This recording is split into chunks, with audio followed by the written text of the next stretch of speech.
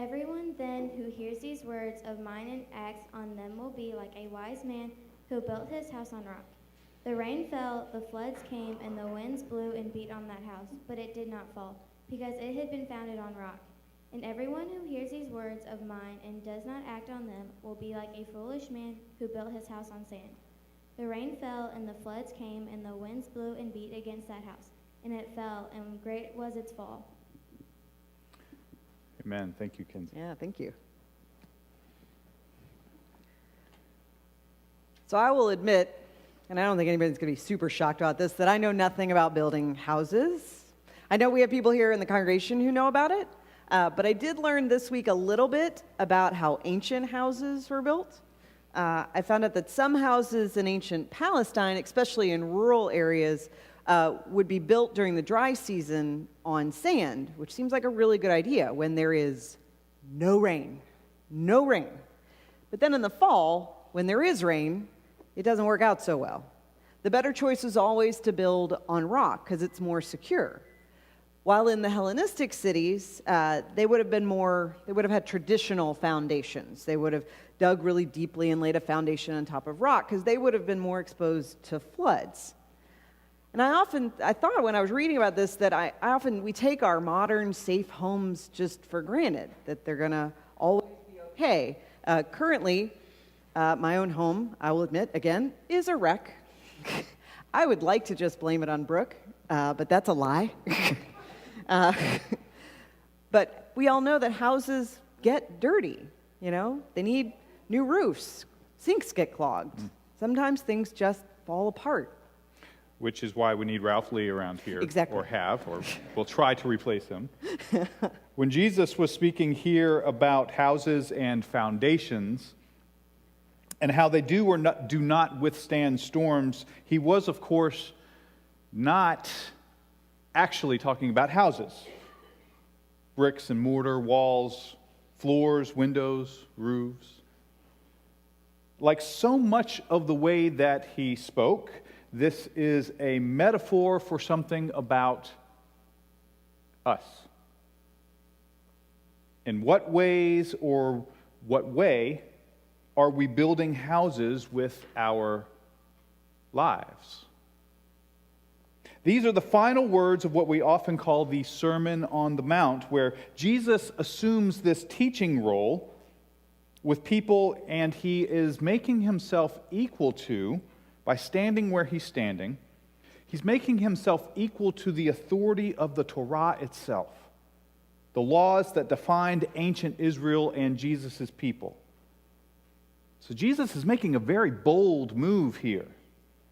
In essence, what he is saying is that his teachings, his words, and how people of faith ought to understand both what God is all about and how we ought to respond with our very lives. And so he concludes all of what he has said, the 3 chapters of the Sermon on the Mount, he concludes them with these 3 final calls to action. Do to others as you would have them do to you. And he said the entirety of all that we've ever learned, the law and the prophets, hangs on this one simple idea. Then he said, be a tree that bears good fruit. He said, we are known by the quality of the fruit that we produce.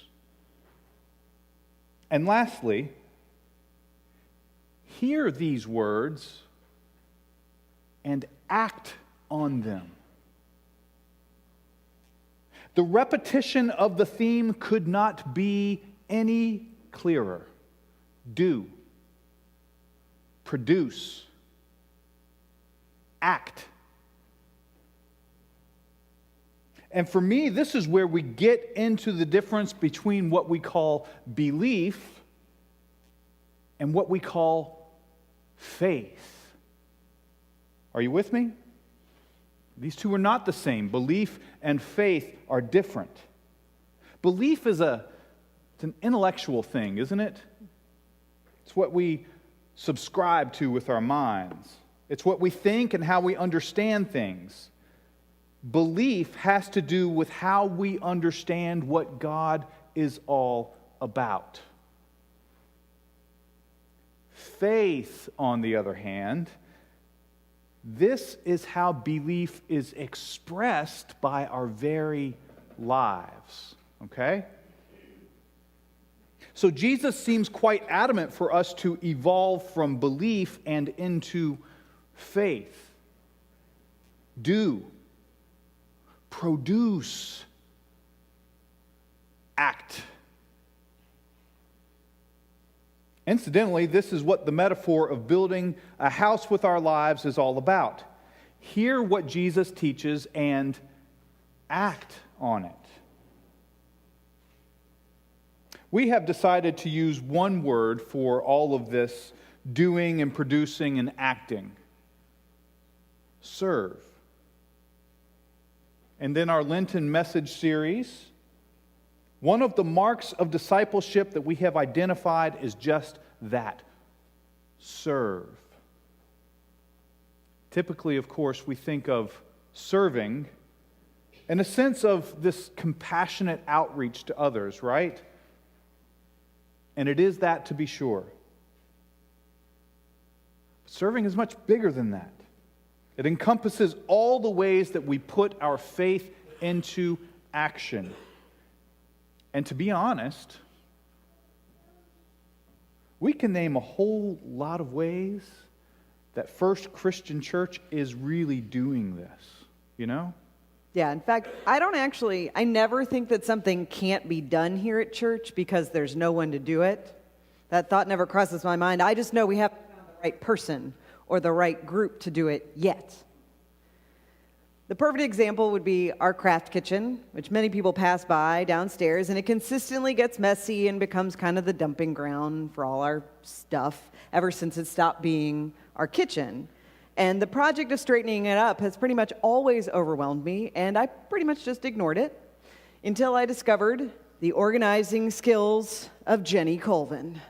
And all God's people said, Amen. Thank you. Who is out serving somewhere. Right now, yes, not even in here, is already serving. And for the last 6 or 7 years, twice a year, Jenny has led a variety of team of people to clean that space, including our young adults last weekend, who did a great job, to get that room in order. It just happens. We just find the right people to serve. I love the projects that our quilters take on. So quietly and humbly downstairs, faithfully every Thursday. Wait a minute. What? Have you ever been down Well, there when not they're super quilting? quietly, that's true. If you get really close, there's a whole lot of laughter going on in there. But they make beautiful quilts, often to raise money and blessings for the church. They made pillowcases for a kids project that I needed. The beautiful new Acolyte stoles that we have, they made those. And if you've been out in the narthex, they complete projects that may have been left behind unfinished. Yeah. And they make a lovely legacy for us to bear witness to. And even just in worship, I just trust and I know that week in and week out, there are adults who are currently right in this moment leading our children's program downstairs, people who have taught Sunday school this morning already, prepared our communion, made the coffee, very important, passed out bulletins, greeted visitors. It just keeps going and going and going. And because serving is all of these things as well, we celebrate them, expressing our faith in action. And I think of the folks who are back right now in our media room. Bless them all. Yeah. Because they really endure a lot from us trying to get things going and trying to do things we haven't done before and roll with the punches when, like even this morning, the technology did not entirely cooperate with us. But when they're back there, they sacrifice something of their own worship experience, even sitting with their families in worship. So thanks, y'all. Outside of here, however, it is kind of amazing to run into FCC folks all over town. I go to the hospital to pray with folks who are having surgery, perhaps, or maybe they're sick. But when they're having surgery, I get off of the second floor elevator, and I run into at least one, if not two, of the 3 First Christian volunteers that I know of who are just there at the information desk, making sure that people have what they need during a very difficult time. They don't get paid, they're just volunteering. I won't mention to you that they've even bent the rules for me on occasion. But you don't know that. Yeah, no. Mm-mm. Or when I walk into the Center for Lay Ministries, I did this several weeks ago, we've got a lot of volunteers there from our church. They thank us all the time for the ways that this church supports them like no other. But I walked in a few weeks ago, and there's a person there at the desk that I recognize from First Christian, who I did not know was a volunteer there. I said, "What are you doing here?" She said, "Oh, I've been doing this for 15 years."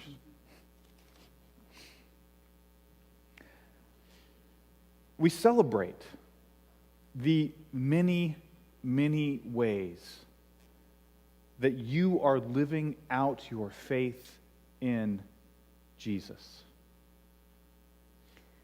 But there's also this sticky part about this serving, that it can inadvertently somehow turn into being all about us and not about the service itself. That sometimes we discover what we thought was rock was in fact sand. It looked like, or even started out as rock, but somewhere along the line, it washed away any of the good that we might have been doing or trying to accomplish. The service has to be built on Jesus' teachings and Jesus' actions, not how we've turned them around to suit ourselves. Our service must be what's best for those we serve, and hopefully, in the long run, for those people or person.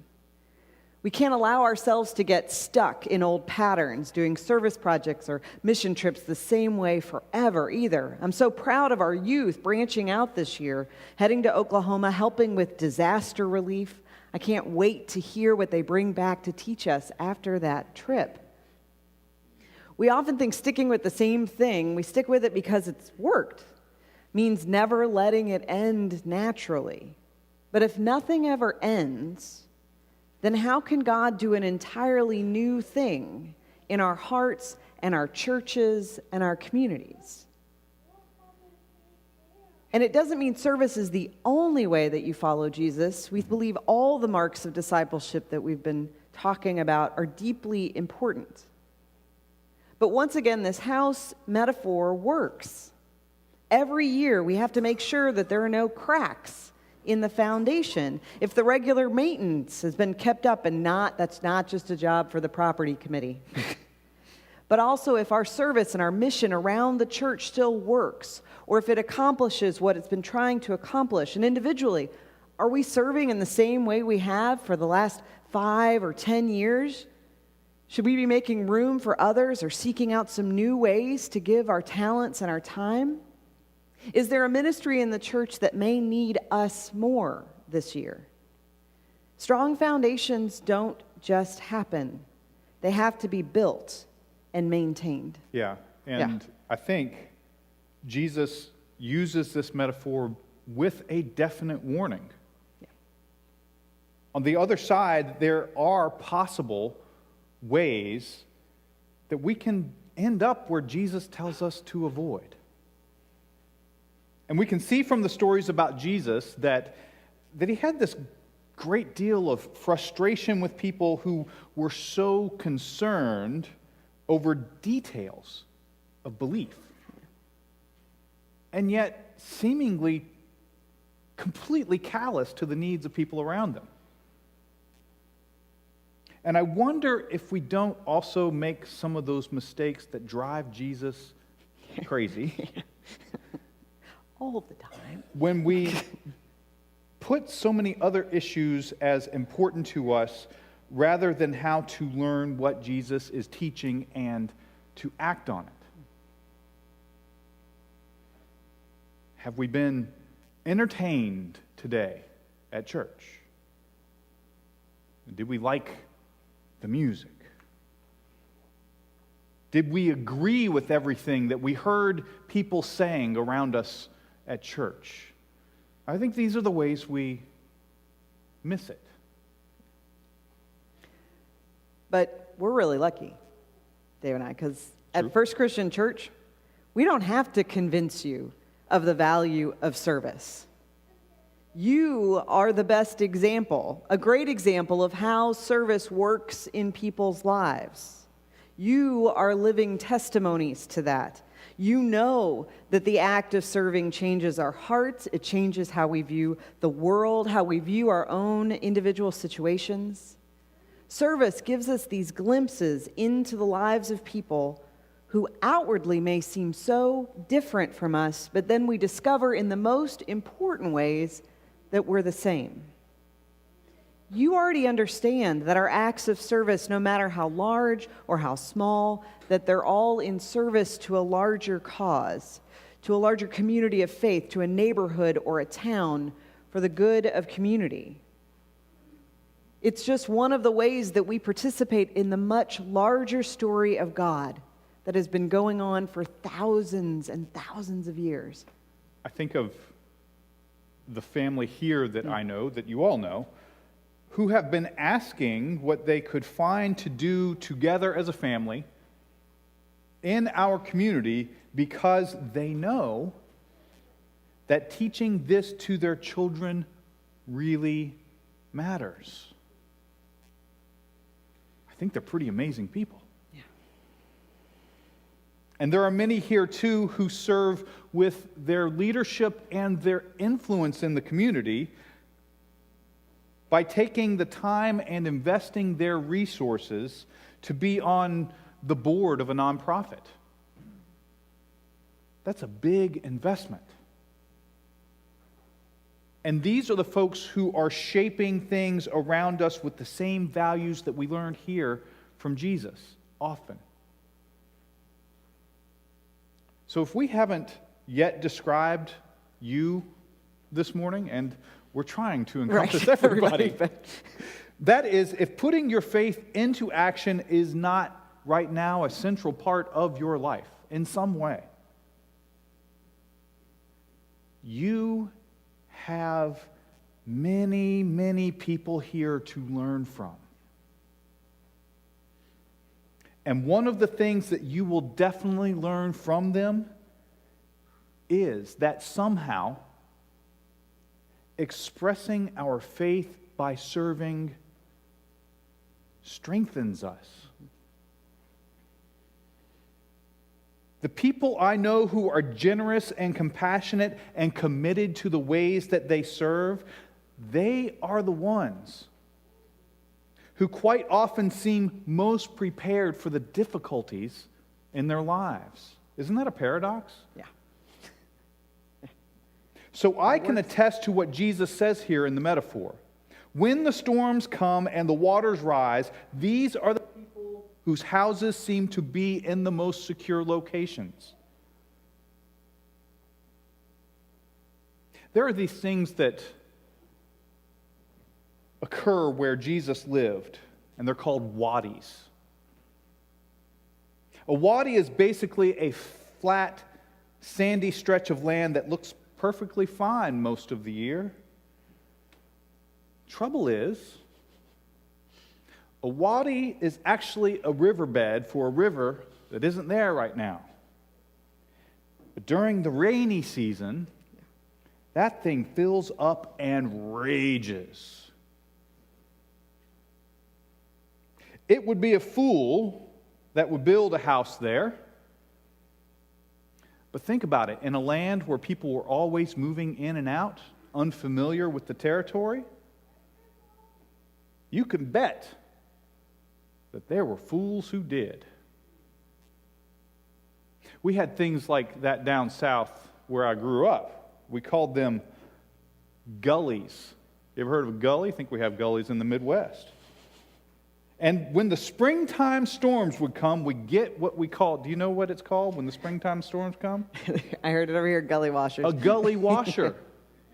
That's what Jesus is talking about here, by the way. Good Jesus tells a good story and a true one. Yeah. You know I'm a big fan of his stories. Did you know that Lent actually means spring? And so this Lenten season, these 6 weeks, they provide us a perfect time every year to do some spring cleaning of our spiritual homes. See what needs dusting off, what needs airing out, or what should just be thrown out altogether. To check out, what was your spiritual year like? Was it tough? Was it joyful? Was it nothing much at all? Because we have some wonderful opportunities, if you keep your eyes open, with Habitat for Humanity, with the Bliss House mentioned this morning. We're going to be prepping backpacks for children, and plenty of chances within the church to serve God, and an outdoor cleaning event with the property team. True. That's coming up. And these acts of service that we do so regularly, they sweep away some of the deepest cobwebs of being so focused on ourselves and our own issues. Each one of these acts just lays a new brick of faith. Yeah. My hope is that we will each grow in our faith by continuing to express it in all manner of ways. And may you continue to discover the mystery of service, that it builds us. And may you find Jesus in the places you have gone to serve. And may your very life express the love of God that you already know in Jesus Christ. Amen. Amen.